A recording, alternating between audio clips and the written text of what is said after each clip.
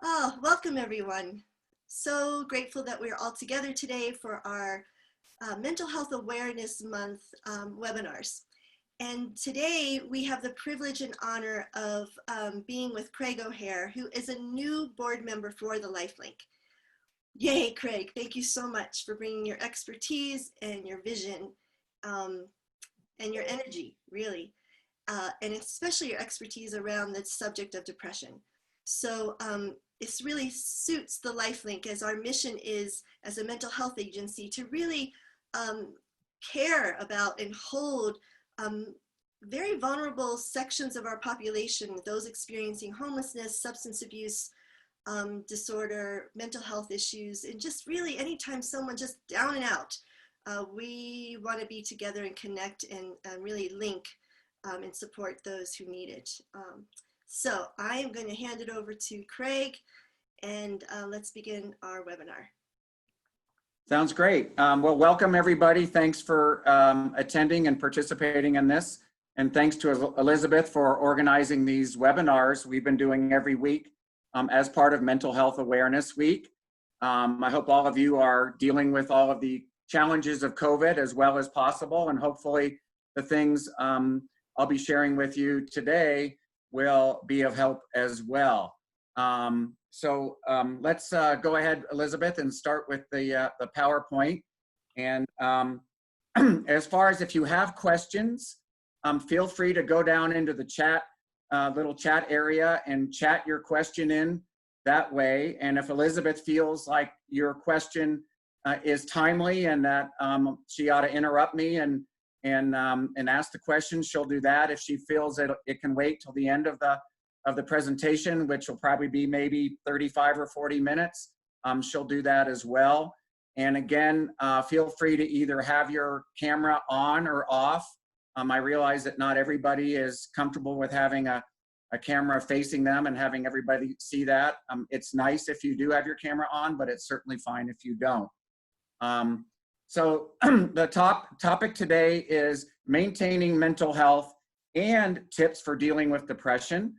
So it's not just for those who struggle with depression like myself, or who take care of loved ones that are dealing with depression, but it's also about all of us maintaining our mental health, and particularly during these challenging times we have during COVID-19. Next, please. Okay. So just a little bit about me, so you know where I'm coming from and what my background is. I retired in 2016 from a wonderful career in environmental sustainability for Santa Fe County, Santa Fe City, for the state of New Mexico, actually for the state of Arizona. I worked in solar power and green building and recycling and energy conservation, water conservation. It was a great career. One of my passions is the environment, and I've been an environmental activist during that time as well, for the Sierra Club and more recently for a youth-based organization here in Santa Fe called YUCCA, which stands for Youth United for Climate Crisis Action. I am a 25-year survivor of periodic bouts of depression. I had my first experience with depression in my 30s, when I was in my 30s. I'm very grateful that I did not deal with depression in my childhood. And as a teenager, I know a lot of people who have or did experience depression as a child or as a teenager, and I really feel for them because that must have been extremely challenging. Last year, I became what's called a certified peer support worker, which is a state certification program for people who are in recovery, either from mental illness and/or addictions of one form or another, alcoholism, drug addictions, or what have you. And certified peer support workers either work or volunteer in the behavioral health sector. As Elizabeth mentioned, I'm on the board of the LifeLink here in Santa Fe. I just got on the board early last month. The LifeLink is a wonderful organization that's been around for 32 years, providing homeless, mental health, substance use disorder, which is what we call addictions these days, and victims of human trafficking services to our community's most disadvantaged population and citizens. I believe we are the only program in the state of New Mexico that addresses victims of human trafficking. And we're very proud of providing that service to an enormously important population in our community. I'm a member of the Santa Fe County Behavioral Health Management Team. That's a group of behavioral health providers and other professionals that are helping the county implement their behavioral health management plan. The Santa Fe County, it actually has chosen to be very active in the behavioral health arena. And in fact, Santa Fe County later this year will be opening up a brand new behavioral health crisis center over by St. Vincent's Hospital on St. Michael's Drive. And I'm also a volunteer with Breaking the Silence. Breaking the Silence, we take mental health education to middle schools and high schools. And I was just starting to really get into that for a few months before we went into the COVID lockdown. Next, please.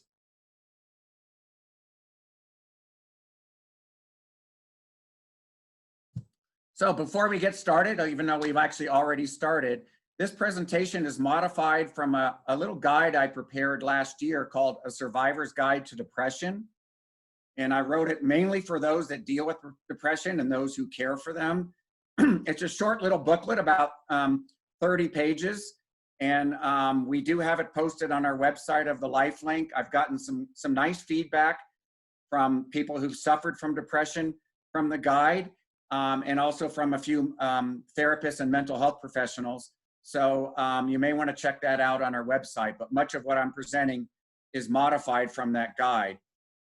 I would like to emphasize that if you feel you are or may be dealing with a mental illness like depression or anxiety or PTSD, please seek help from a mental health professional. I in no way am a mental health professional, and my thoughts are not meant to replace getting help from a mental health professional. I'd like to emphasize with what I'm going to present that one of my mantras in life is take what works for you and leave the rest. A lot of times we tend to focus in life on the things that don't work for us, the things that irritate us or we can't relate to or we disagree with. And that's understandable, but one of my thoughts is, let those things go and really focus on the things that maybe click for you or work for you. And so again, take what works for you in what I have to present and let go of anything that doesn't really work for you. An important comment about alcoholism, addictions, and even moderate usage of drugs and alcohol. That is not the point of this talk, but I do want to emphasize that they may indeed compromise your mental health, even if it's just moderate usage, and you really should think about to the extent to which even moderate drug or alcohol usage might be impacting your mental health, particularly now during the COVID and the isolating that we're sort of required to do during COVID. Speaking of which, I want to make sure that everything I'm presenting is in the context of keeping your COVID compliance with respect to whatever the regulations and directives are in your state, whether it's New Mexico or elsewhere. So do what you feel you're comfortable with respect to some of my recommendations that might involve being around other people, particularly outdoors. And of course, if you're immune compromised, take extra precautions, and maybe some of my recommendations won't apply to you. Next, please. So I like to, when it comes to mental health, I like to talk about focusing on this concept of establishing and maintaining connection. I've read a lot about the importance of our emotional well-being and our mental well-being really being tied to how connected we are, connected to ourselves as individuals, as our own beings, connection with others, connection with nature, and then spiritual or religious connection. And I'm hoping that maybe someday these will become the four principles of connection that might be similar to the Four Agreements. For if those of you who may have read Don Miguel Ruiz's self-help book called The Four Agreements, he's got four really wonderful principles to carry with you in life with respect to staying healthy. Next, please. So staying connected to yourself. I ran this by a few friends and they were kind of like, what are you talking about, Craig? And basically, it's a fairly simple concept, and it really is finding a way to be at peace with yourself, with the ability to love yourself, and just as importantly, like who you are, just the way you are. So the importance of embracing and realizing that you are a unique individual and are worthy just the way you are of love and of happiness. A lot of times we're our own worst enemies. We're the hardest on ourselves. And it's important for all of us to realize that you have your own suite of qualities, of perspectives, of abilities that nobody really else has quite the way you do. I mean, in some ways, we're like our own little snowflakes. And I mean that in a good way, not like, oh, he's a snowflake. That we really are unique, and that we need to really recognize and be at peace with the fact that we in many ways, we're different than other people.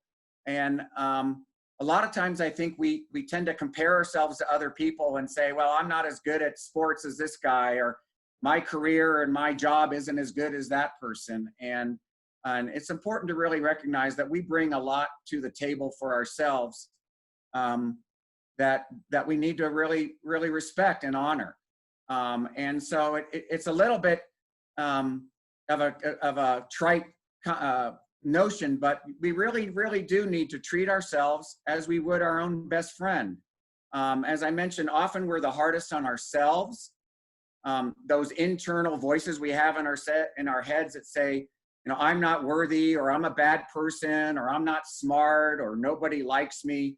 And it's really important to think about, are those the same things you'd be saying to your own best friend? And hopefully the answer is no, that we need to recognize that we are really our own best friend. And for those of you who may have watched Saturday Night Live years ago, might have been a couple decades ago, there was that character on Saturday Night Live called Stuart Smalley. And Stuart Smalley did those sort of daily affirmation things. And he would look at himself in the mirror and he would say, you're good enough, you're smart enough, and darn gone it, people like you.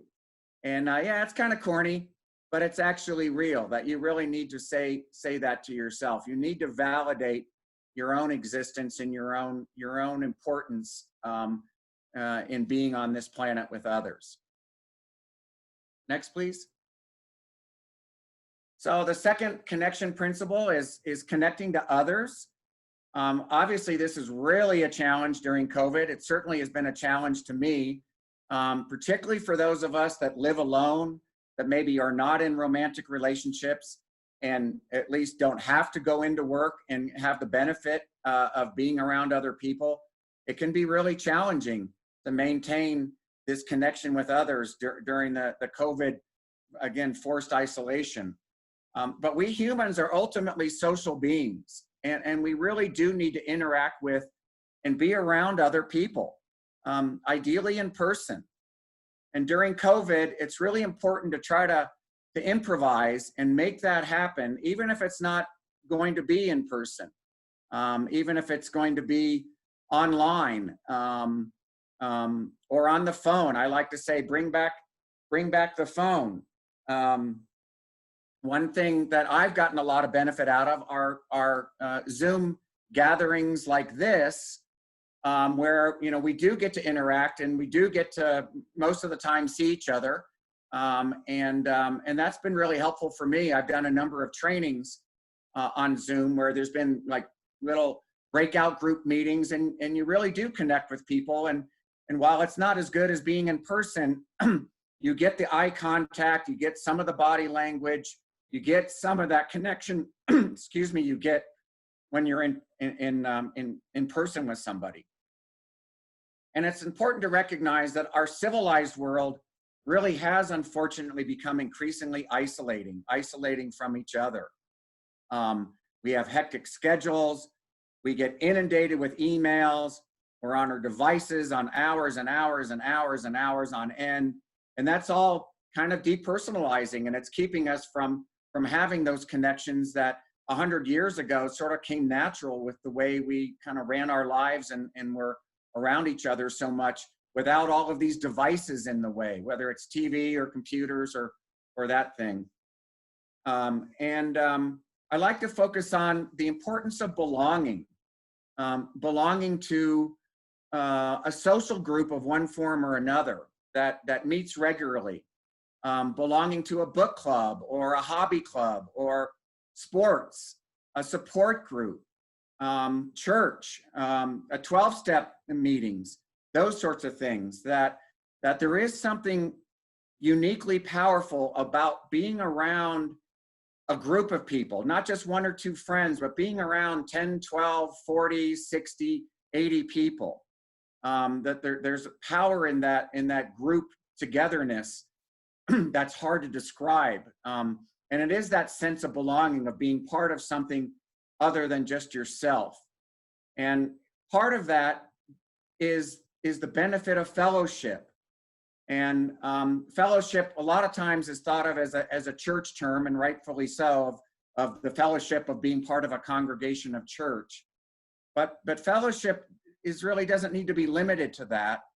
And also I wanted to recognize there's all this controversy around people's different perspectives on COVID and whether, how we should be reopening up this, that, and the other thing with respect to our businesses and such.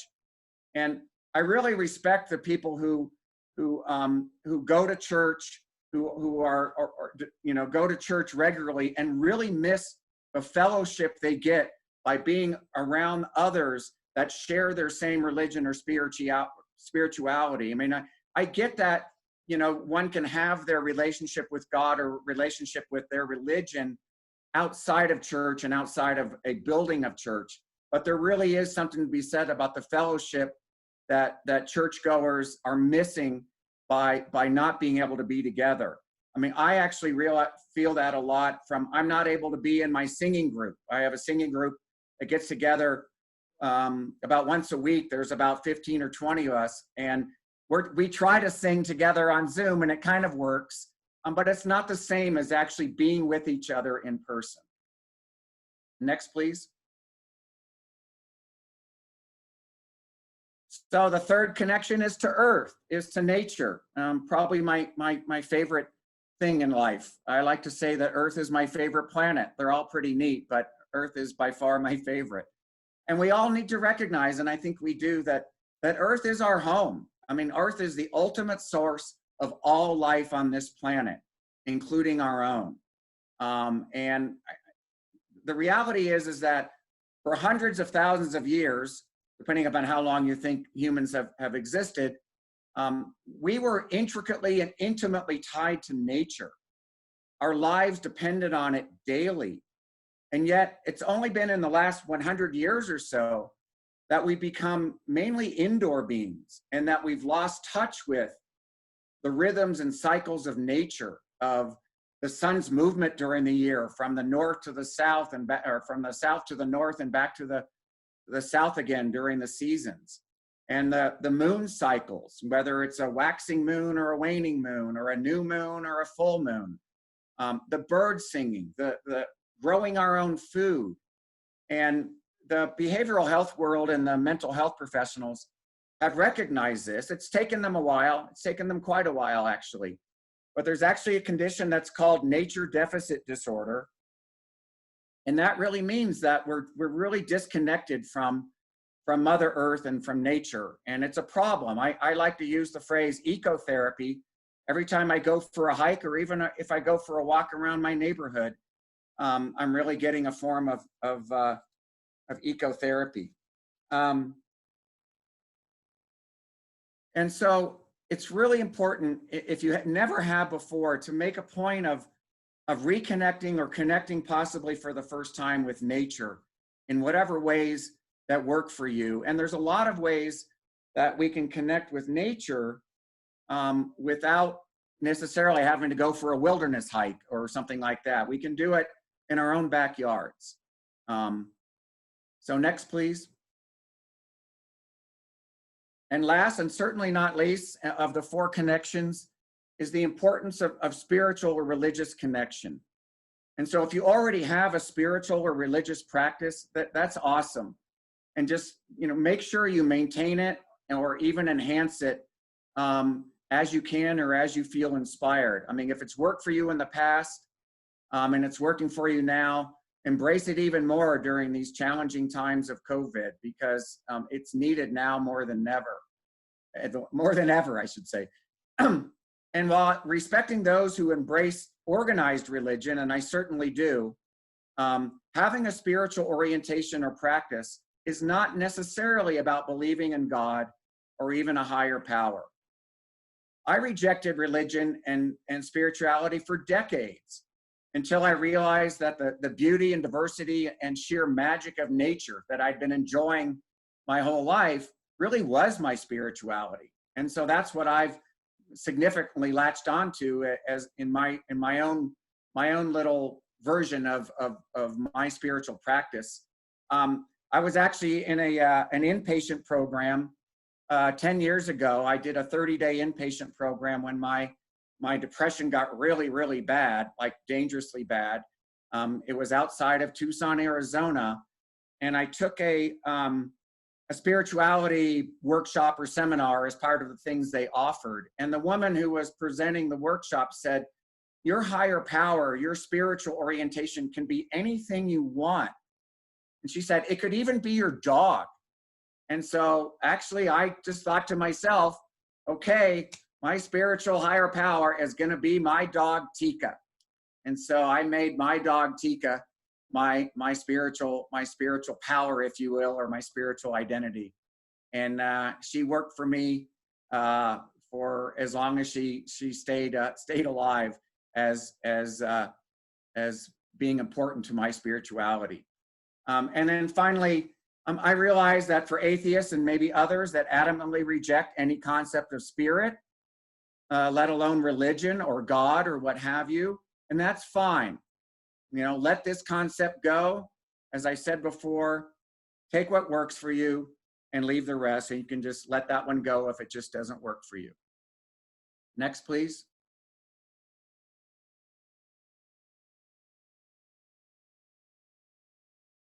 Okay, so take charge of your mental health. And if you do struggle with depression and you're dealing with depression, take charge of your depression. Whether we're just sad about or unhappy with our lives, and probably a lot of us are really dealing with that right now with COVID, because many things are beyond our control. Or if you're dealing with clinical depression, it is ultimately up to us, in other words, me, to do something about it. Other people can and will help us with our journey back to mental health and happiness, but we're ultimately in charge. I mean, I've had the benefit of having very supportive friends and family helping me through my bouts of depression during the past 25 years. And I'm ever so grateful for that. But ultimately, it was really up to me to do what I needed to do to get better and stay healthy. And it's important to feel empowered in that way. And I need to emphasize that it's not easy for those in the deep, dark throes of depression to think about taking charge of anything.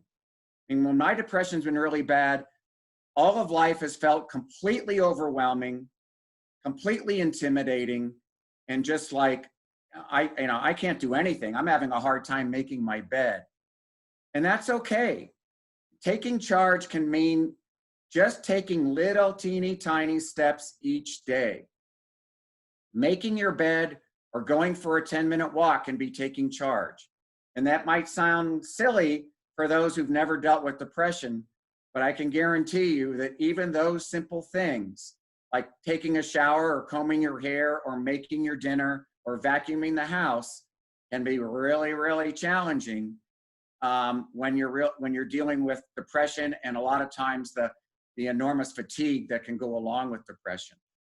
And it's really important, whether it's just for your mental health or you are dealing with depression, to praise yourself for the actions you are taking to get better and to feel better again, no matter how small they are.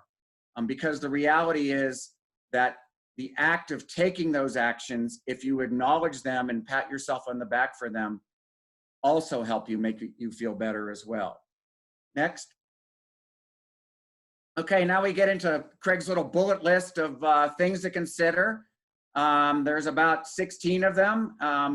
Nobody needs to do all 16 at once. This is pick and choose and do what works for you. First is be patient.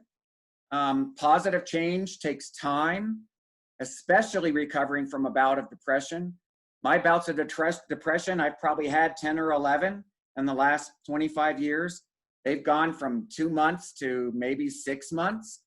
And there's no single magic bullet to feel better right away. An antidepressant medication is not going to help you feel better by next week. It's unfortunate, but that's the reality.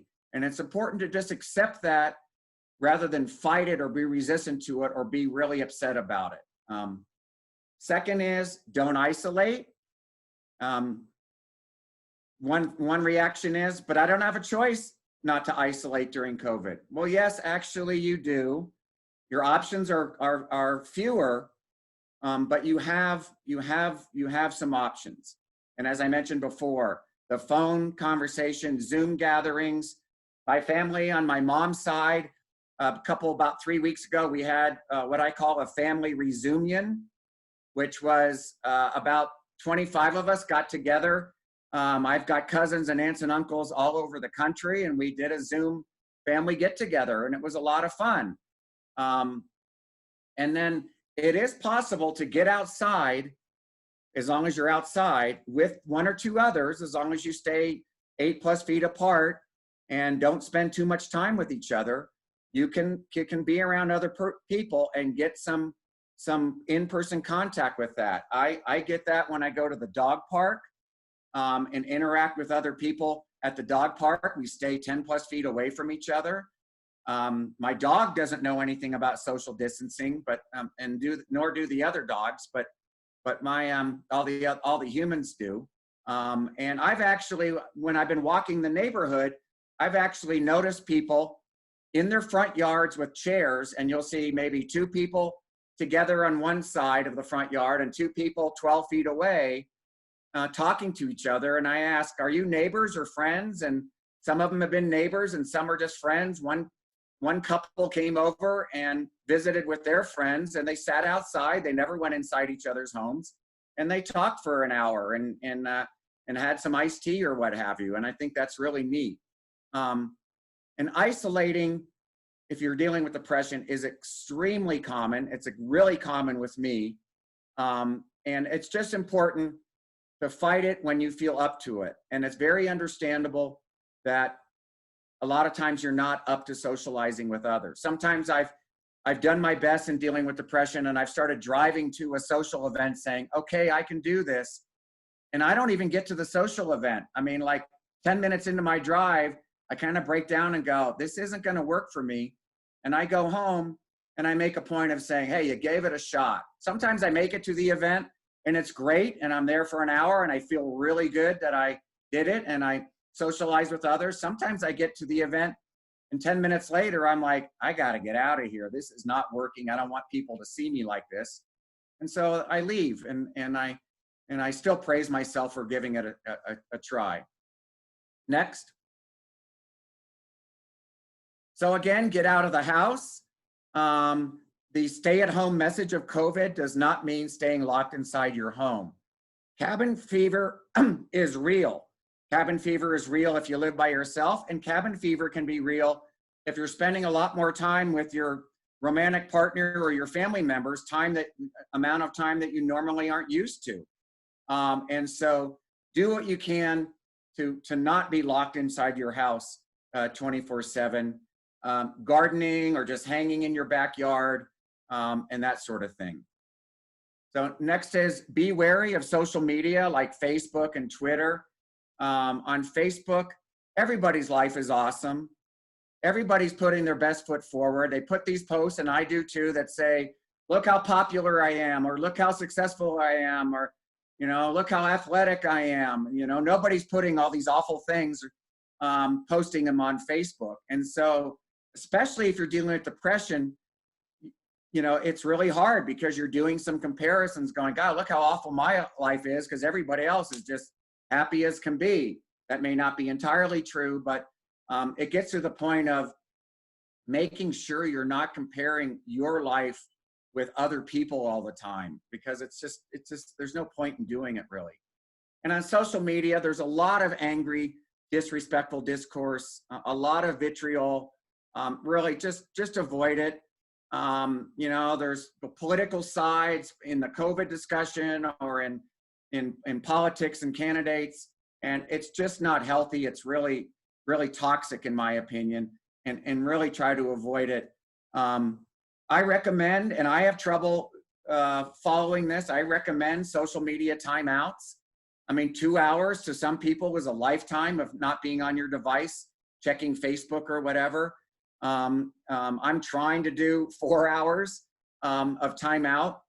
But it is important to recognize that on social media, there's some wonderful support groups, and that if you're disciplined about staying out of the ugly stuff, Facebook can be a way, particularly during COVID, of connecting with friends and family and just tagging bases with each other. It's very convenient for doing that, as long as you stay away from some of the real negative stuff that's going on, you know, in your feed as well.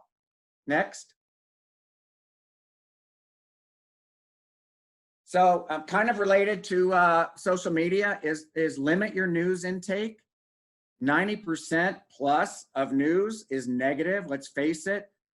Murders and you know, the COVID information and wars, and it's just not very healthy information, you know, stuff. So you know, it's important to keep an eye on that. It is important to stay COVID informed, but don't overdo it. I used to be a complete news junkie, and for years and years and years, I totally overdid news and staying informed and all that. And I've cut it back quite a bit, in fact, a lot, and I feel much better because of it. And again, it can be important to do a news timeout and, you know, skip a day or two. And, you know, I think it'll help. So next, get outside. It's a little redundant with get out of the house, but that was on purpose. The sun, fresh air, sitting by a creek are all known to be mood enhancers. They found that bodies of water like a lake or a creek give off what are called negative ions, and negative ions are actually mood enhancers. Some people think that's a little woo-woo, but whether you think it's woo-woo or whether you think it's real, all of us who've sat next to a beautiful lake or creek know it just makes you feel better. And it's all good as far as getting outside. You can take a walk in your neighborhood, you can read in your backyard, or you can go on that challenging hike if you're able to do it. It's really important when you get out in nature to, as much as possible, be what we call present or be mindful, and notice and be aware as much as possible of everything around you. The birds chirping, the wind rustling in the leaves, the wind rustling the leaves. I like to stop and look at an anthill and just watch all those ants doing their thing and like bashing into their, you know, one's going into the anthill and one's coming out, and they bash their heads into each other and are giving across some sort of information, and off they go.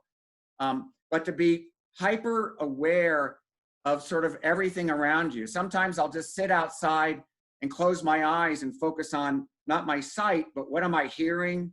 What am I smelling? What am I feeling even? You know, I'll pick up some dirt and just feel like, what does the dirt feel like in my hand? Or pick up a rock and feel its texture and just how heavy it is or what have you.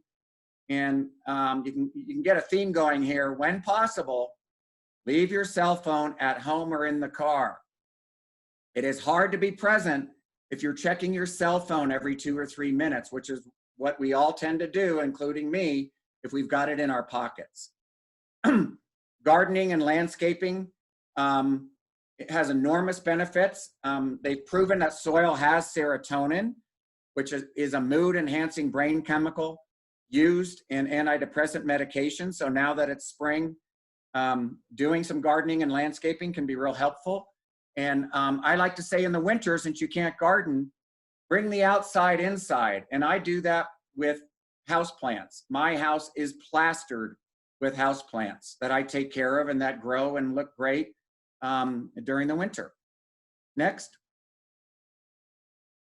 So move your body, exercise. Any form and amount of exercise will help you physically feel better. And just as importantly, feel better about yourself because you're doing it. Just 2 20-minute walks a day can make a big difference. You don't have to be a triathlete. You get the benefits of getting some exercise. Aerobic exercise is great if you can do it, if your body's up to it. Getting your heart rate up for 20 minutes per day can be a big help. Some of you may have heard of the runner's high, which is where our body generates endorphins as a result of aerobic exercise. And that's actually a mood enhancing, totally safe, totally natural, totally legal brain chemical that our bodies generate. And I've found a lot of benefit when I've been dealing with depression to either go for a run or be on the elliptical machine at my gym for 40 minutes, get my heart rate up and get sweating. And it actually lifts my depression some for probably 3 to 4 hours after that. And if you're just going to do it once a day, think about doing it in the morning so you carry that benefit with you into the rest of your day. 8 is really important because probably many of us experience those negative, critical, internal voices we have in our head about ourselves. They can be particularly loud and awful during depression because we often deal with low self-esteem. But many of us have those negative voices in our head, and it's just important to ignore them, tell them to get lost. They don't know what they're talking about. They are not real. There's that phrase, you are what you think. So don't think those negative things about yourself because they're really not real. And many have found benefits from meditation in helping to quiet those voices or simple breathing techniques. I like to recommend, and I've gotten a lot of benefit out of what's called guided meditation. I call it meditation on training wheels. And in fact, that's mainly what I do when it comes to meditation is guided. I have trouble with meditating just by myself. And you don't have to meditate for half an hour, 40 minutes. If you can get in 10 or 15 minutes and also focus on your breathing, it'll be a big benefit to you. Next. Self-help reading. This is really can be beneficial, both for life in general and depression. There's a bazillion of them out there. I found this one book called Emotional Sobriety that really has helped me in the past. And then there's these different personal growth, personal journey novels. The Alchemist by Paul Coelho, some of you may be familiar with. One my mom recommended, a classic from the 1930s, is The Good Earth. But those are all can be helpful things to read along the way. Healthy diet, so important, emphasized all the time, and we often ignore it. It's been shown that sugar really does make one's depression worse. And I tend to have probably an 80 to 90% really good diet of fruits and vegetables and whole grains. And I have maybe a 10 to 20% junk food, things I really like, ice cream that I allow myself to have. And that's okay. You don't need to be obsessed about having, the perfect immaculate diet, but it is extremely important. It is the fuel that feeds us, and it would be like putting really awful gasoline in your car and having your car not really function very well. Once again, go easy on the alcohol and drugs, particularly if you're in a low mood or dealing with depression. Alcohol is a depressant. Here in New Mexico, we have medical marijuana, and I know it provides some benefits to people in a variety of ways. But as with any meds, just think about and objectively evaluate the beneficial effects versus the possible negative side effects like you would any other medication. And it is important to recognize that you don't need to be an alcoholic or an addict for alcohol and drug use to impair your mental health. I'm just suggesting you give it some thought. I'm not trying to get preachy about alcohol and drug use and your use of it in moderation or what have you. Just give it some thought, particularly if you've been in a low mood for quite a while. Next. So volunteer and being of service to others. I love this quote by the Dalai Lama. To make others happy, be compassionate. To make yourself happy, be compassionate. If you are of service to others, it'll make you feel good about yourself. There's that movie that was called Pay It Forward, where you don't expect anything else in return. You do it just out of the goodness of your heart, whether it's a soup kitchen or a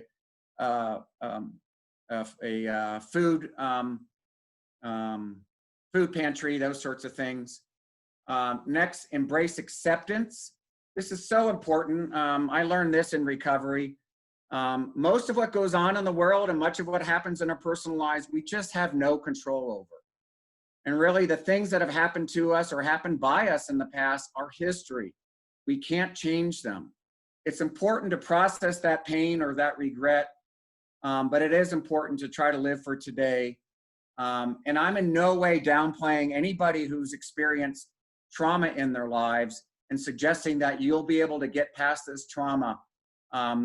Getting over trauma is a lifelong journey, and I don't mean to belittle the fact that dealing with your trauma probably will be a lifelong journey.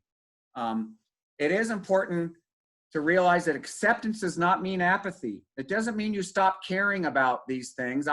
I've been really, really upset in the past about the oppression that goes on in the world, the violence that goes on in the world to other people and to disadvantaged people.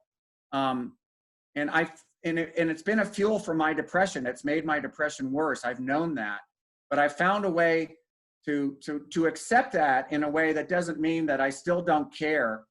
And it also doesn't mean complacency. I can still do things to try to help those situations. But I do accept ultimately, as they say in the Serenity Prayer, which is higher power or God, accept the things I cannot change. And that's really a reality. Next, gratitude. We tend to focus a lot on the negative aspects of our lives, particularly if we're dealing with depression, and just try to focus on all those things that really are positive in your life, whether it's family or friends, or you've at least got a job that's keeping a roof over your head and putting groceries on the table. You have a sweet pet, or you live in a beautiful area, and even make a gratitude list. You deliberately acquaint yourself, or reacquaint yourself with the good things that are happening in your life. Next. Almost done here, and then we can get to Q&A if there's any Q&A. So these next three things are mostly focused on those of us that deal with depression, or if you have a loved one that you help out with dealing with depression. One is individual therapy. It definitely works. It definitely helps. It's important to be completely honest with your therapist. 10 years ago, when my depression got really bad, it got so bad that for the first time in my life, I actually was suicidal. I was thinking about it all the time. I'm grateful that I never actually attempted it. But my psychiatrist and my therapist asked me point blank, Craig, are you thinking about suicide? And I answered no, because I was so embarrassed and ashamed of even thinking about suicide that I lied to my mental health professional. And it's like, later I'm like, what was I doing? I'm paying these people to help me. And the biggest thing going on in my life, thinking about suicide all the time, I wasn't willing to admit to them. So please be honest with your therapist. If you're not clicking with your therapist, then find another.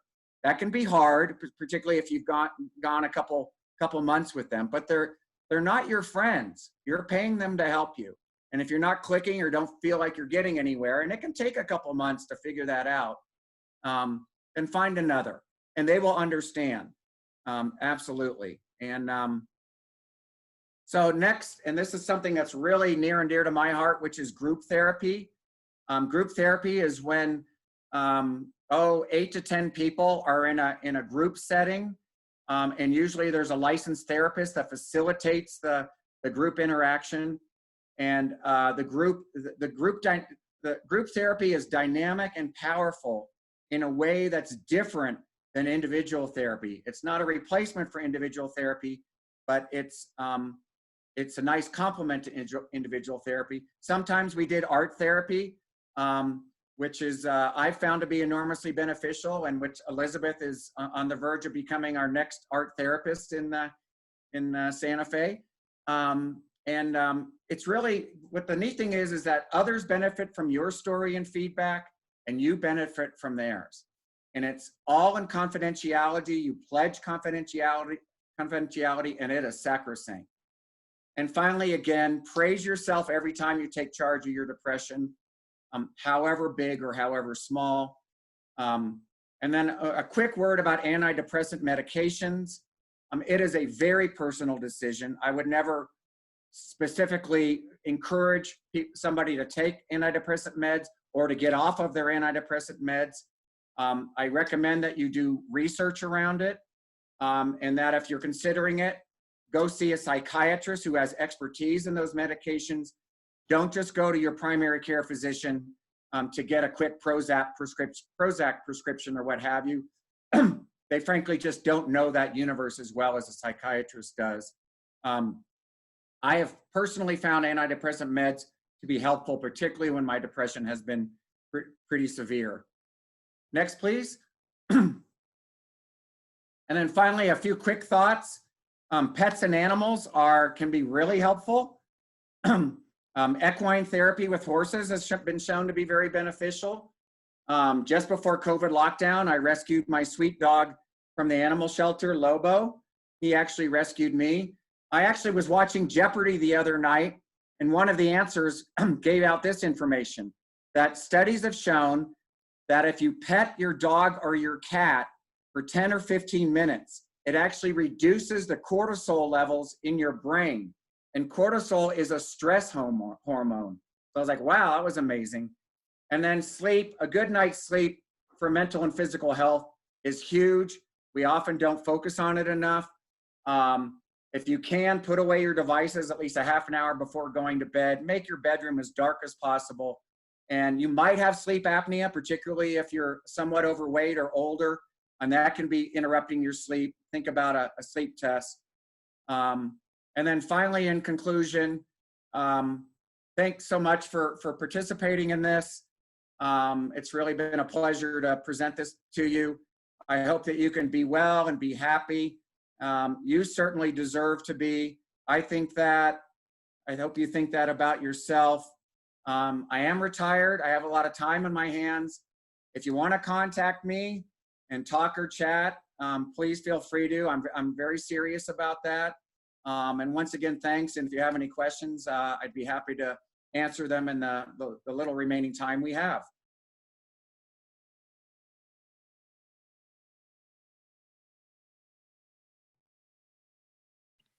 There is a question about, will we be able to print out the slides? You know, do you want to answer that? Because that sounds like your survival guide is basically maybe. Yeah, it's a good question. Thanks for the question, Debbie.